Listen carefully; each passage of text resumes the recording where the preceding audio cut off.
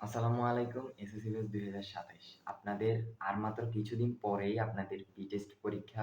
আপনাদের কোশ্চেন কোত্থেকে হবে?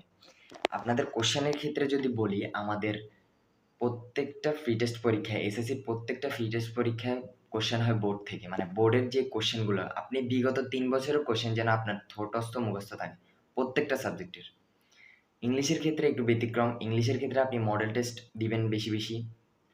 পারেন না পারেন, আপনি আগে মডেল টেস্ট দিবেন। আর অন্যান্য বিষয় যেমন গ্রুপিয়াল যে বিষয়গুলো আছে সায়েন্সের, জীববিজ্ঞান, ফিজিক্স, কেমিস্ট্রি, এগুলা হায়ার ম্যাথ, এগুলোতে আপনি ৩ বছরের কোশ্চেন, বিগত ৩ বছরের কোশ্চেন হুবহু মুখস্থ করে যাবেন। এখান থেকে কমন আসবে। আপনার স্কুল দেখবেন যে একটা বোর্ড উঠাই দিছে। হয়তোবা কুমিল্লা বোর্ড ২০২৬ উঠাই দিছে, চট্টগ্রাম বোর্ড ২০২৬ উঠাই দিছে, বা ২৫ বা ২৪ বা ২৩। হ্যাঁ? আপনারা ২৪ বা ২৩, সর্বোচ্চ আপনারা ২৩ পর্যন্ত, সর্বনিম্ন আপনারা ২৩ পর্যন্ত করবেন। ঠিক আছে? অ্যান্ড সর্বোচ্চ আপনি যতটুকু পারেন।